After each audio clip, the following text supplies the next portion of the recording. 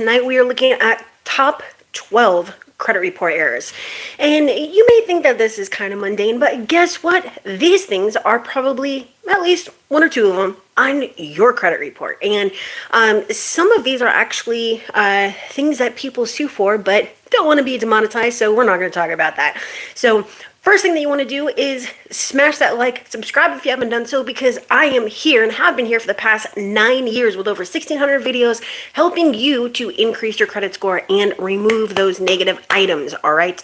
So we are going to go over these top 12 errors. I'm going to zoom in on it so you can actually see it. And if you do want a copy of this, you need to smash that like, because when we are done, I will come back and put the actual share link down in the description so that you can access this, all right? So first of all, hope you're having a great weekend. Second thing is, you need to be very, very, very deliberate in the things that you are saying on your dispute letters, okay?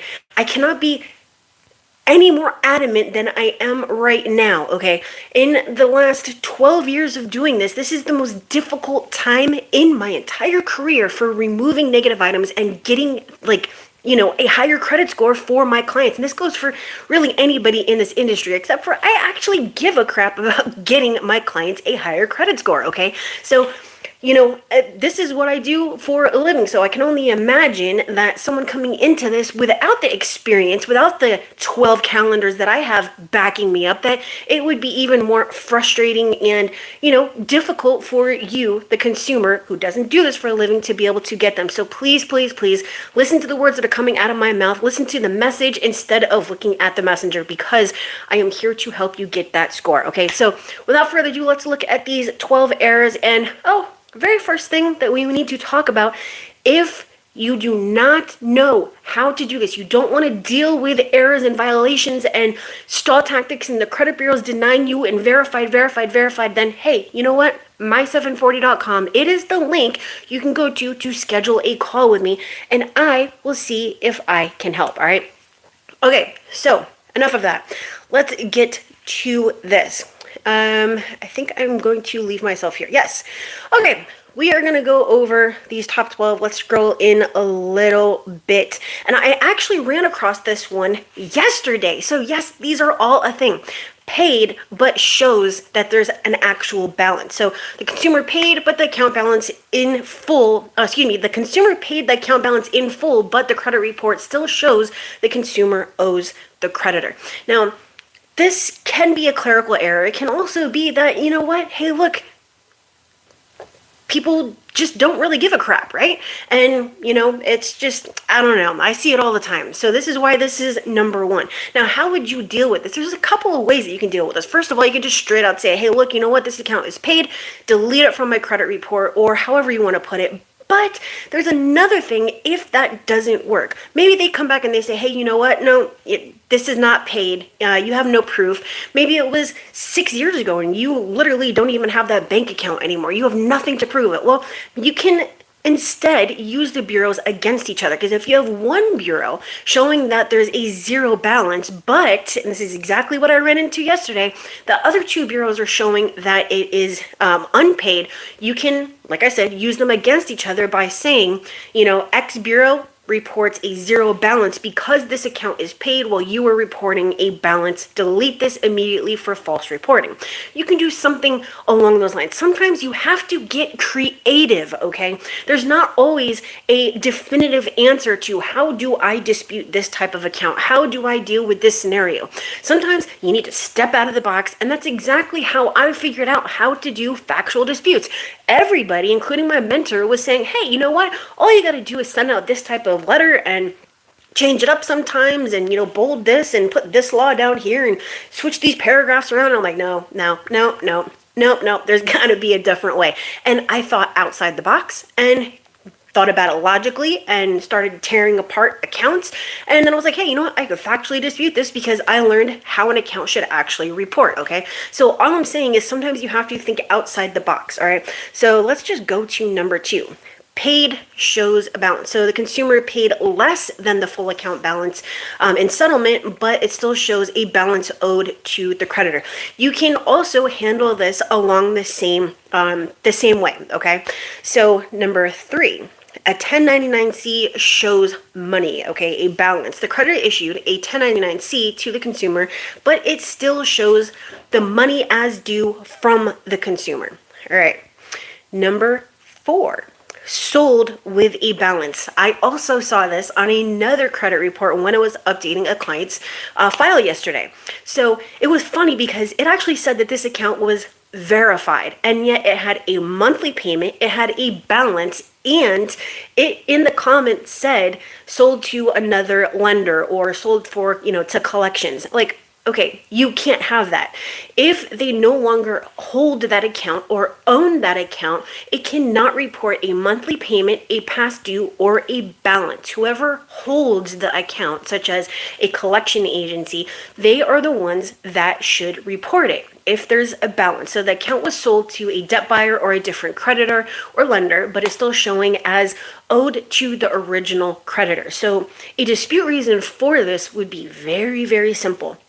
You would say something to the effect of, delete this account immediately for violation, not even inaccuracy. Delete for violation because this was sold to XYZ creditor, or if you don't know who it was sold to, just that it was actually sold and they don't have it anymore, you can just say, to another lender or to another data furnisher, and yet still reports either a monthly payment or a balance or a past due, anything along those lines. And a side note, you also want to look at the date last paid, because a lot of the times you're going to see that it is re-aged and you cannot have that. Now, if it does happen, you got a violation on your hands. And if you've been following me for any length of time, especially recently, that's one of my 2 top violations that I use to permanently, legally, and quickly remove accounts from credit reports. Double jeopardy. I see this all the time.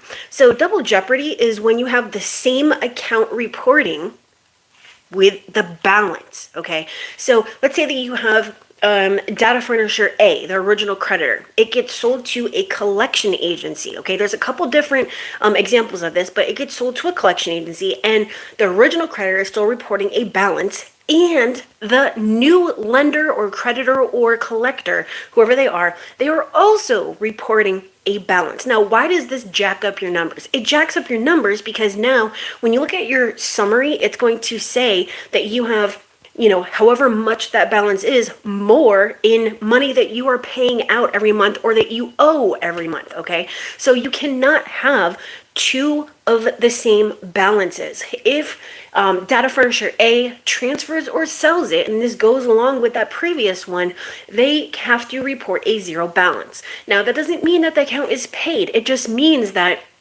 they are not reporting a balance anymore. Now it can be reported with whoever that other one is. And this even goes along the lines of student loans and, even mortgages. So when it is transferred from the original one to the next one, or from the next one to the next one, that balance also needs to transfer over. You cannot have 2 balances or 2 past dues, or a monthly payment and a balance and a past due reporting on both of them. It just doesn't work like that. That is called double jeopardy, if I could speak correctly. Unknown account. Okay, this is very, very straightforward. Unknown account on a credit report. Now, the bureau that is most likely to report this is actually going to be Equifax. Now, if you go and you look at your credit report, something may be unknown to you, right? Like a medical account, or, you owed the gym or whatever. However, Equifax is notorious for reporting an actual creditor name of unknown medical, unknown collection, or even just numbers in the place where the name of the creditor goes.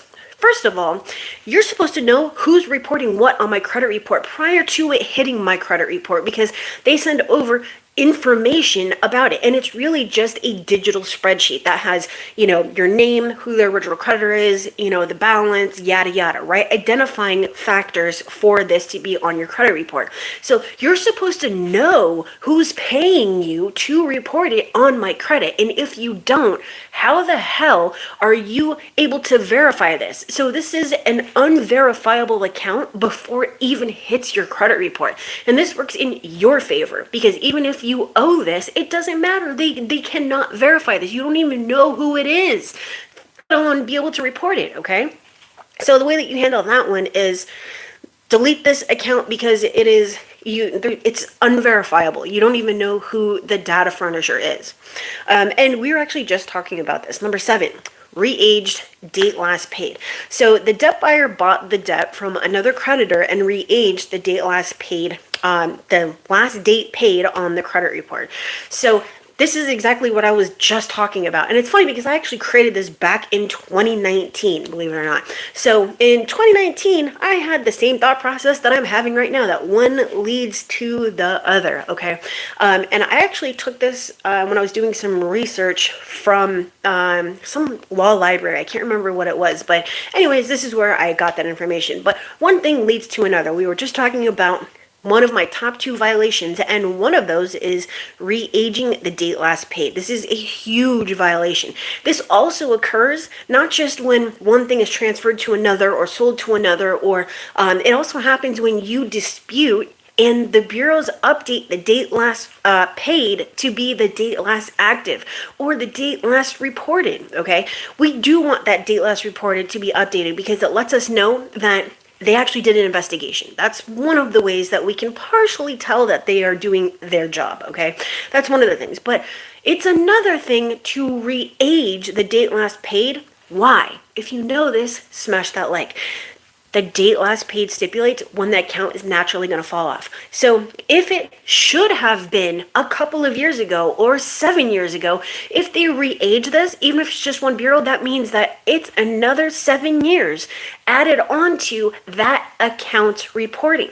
So if it was supposed to be 2017, November, that means that it would have come off when? This year, right? November. However, because you disputed, or because it was transferred or it was sold, and they updated or re-aged that date last paid, now you got an additional 7 years that you need to be disputing that account. So the way that you would handle that is delete for violation, because you illegally re-aged that date last paid. All right. Number 8, short sale. Short sale listed as foreclosure instead of a short sale. Now, I'm not seeing that so often now. In 2019 I did, but I'm not really seeing that one all that often now, so let's skip that one. Number 9, foreclosure date. Date of foreclosure incorrectly shows as much later than allowed. I do see that, but I'm not getting that many clients with foreclosures anymore. If you did see this and you did have it on your credit report, you would very easily dispute it by stating that they have changed or renewed that foreclosure date. So, number 10, bankruptcy shows a balance. So consumer went bankrupt and the debt included in the bankruptcy is still showing due. So depending on which type of bankruptcy you claimed, let's say that it was a Chapter 7, everything was liquidated, right? You are going to see that it just says included in bankruptcy, included in bankruptcy, included in bankruptcy, but they all should have a zero balance, right? Now, if it shows a balance and it says included in bankruptcy, that's a major problem. We need to dispute it and get it removed. Or if it just has a balance and it doesn't even say that it was included in bankruptcy, but it should have been included in bankruptcy. So that one's kind of straightforward. You would dispute it and state that it was included in a bankruptcy and therefore that it should not have a balance on it. Now, if you did a Chapter 11, then, look, we're not going to get into the whole bankruptcy thing, but if there's a balance and it's not supposed to be a balance because it was included in bankruptcy, even if you were halfway through that bankruptcy, it doesn't matter. You can use this to, number 1, state that it was included in the bankruptcy and therefore should not have a balance. And then number 2, once it does state that, you can go and dispute it for removal. Or you could skip that part and go directly to, this is reporting falsely because it contains a balance and therefore it needs to be removed from my credit report, okay? So let's go to belongs to family. debt belonging to a consumer's relative shows as debt in consumer's report. I see this one all the time. And we're not even talking about identity theft. Let's say that you are a junior, or you're a second, or a third, or you have very similar names, or you have literally the same name but without junior or second or third, or you live on the same street as someone else who has a very similar last name. You can even have that. Why? Because you have to understand what a credit report is to understand this, okay? A credit report is just a report run on a query, a search of a database. This is like you going on Google and putting in how to tie my shoe, okay? When you type in how to tie my shoe, you're gonna get a ton of different results. But if you type in how to tie my shoe for beginners without ever knowing how to tie my shoe before, but without strings or shoelaces, but with Velcro, you're gonna have very, very few hits on that, right? That was just off the top of my head. I apologize if this isn't making any sense. The more information that you give to that search, the fewer results that you're going to have. So if you're putting in the name, the date of birth, the social, and the address, it's probably only going to come up with you. However, they don't do that. They put in partial matches, and you can understand how this works if you are either part of my mentorship or my coaching, or you have the credit repair course on steroids. If you don't have that, it's 12 years of my experience put into a course and delivered to you, and it literally gives you everything. The link is down in the description, okay? Having said that, if you have that course, then you'll know who the credit bureaus are and what they use for reporting. It's actually partial data matches, so that's why you may see a family member's information on your credit report, or someone who lives down the street from you that has a similar name, or any of those things, because they're only using your name and one other factor, or your name and the last 4 digits of your social, or your your first name and your maiden name and your date of birth. So you have to understand who the bureaus are, what type of data they are dealing with, to understand what your credit report is. And no, I'm not trying to make your head do like the Exorcist and spin a 360 here. All I'm saying is this report is a search run on a database. Your credit report is the result, and therefore it might have stuff that doesn't belong on there, but that's not actually on your credit report. It all depends on on whether they used a partial or full data match to give you that result, okay? Now, if it's actually on your credit report, you got a problem and you need to dispute it. So if it doesn't belong to you, you are going to, I'm not saying identity theft. What I'm saying is if the actual account that you're finding, or information such as your personal information, doesn't belong to you, now you need to create a dispute. If it's personal information, you're going to dispute directly with the credit bureaus. You can do it online. You can call them. You can fax them. You can, regular dispute letter, but I would put it separately from an actual account dispute, okay? So what you're going to say is, I never lived at this address, this name isn't mine, this account doesn't belong to me as, separate account dispute. This belongs to my dad, or this belongs to, John Doe the second, I'm John Doe the first, whatever that situation is, so that you can separate that information from your credit report. And this is why it's so important to dispute your personal information first before you dispute your accounts. Yes, I know everybody wants to jump on the bandwagon of, overnight disputes, micro society, everyone wants everything yesterday. I get it. But the most important thing that you can do, otherwise, besides knowing how to dispute, right, which takes time, is disputing your personal information. We need to remove that geographical code that attaches your personal information to your accounts, so that the credit bureaus can't just say, hey, we did an investigation, everything is A-okay, and guess what? They didn't even do an investigation. What they did was they did an automatic investigation by checking to see if that if that address was correct. You don't want them to do that. You don't want an automated dispute process. So please, please, please heed my warning. Dispute your personal information first, okay? I have a couple other videos to record, but I just wanted to go over these top 12 errors because I see them all the time, except for the short sale and foreclosure date thing. And you know what? These are questions people ask me all the time, okay? So that is why we went over them. If you personally want to see if I can do a credit sweep for you, where we remove all your negative items, your personal information, your inquiries, and all that kind of stuff in a bag of chips, and you don't have to do anything because it's done for you, except for the fact that I'm probably the only one that's going to give you the copies of the disputes and do all your negative items at once and all 3 bureaus at once and not make you give up your basic consumer rights to see what you're paying for. Then go to my740.com, schedule a call with me, and I will see if I can help. And I say, I'll see if I can help because, you know what, there's only one of me. I only accept so many clients into my program. It's one of the reasons I'm so successful.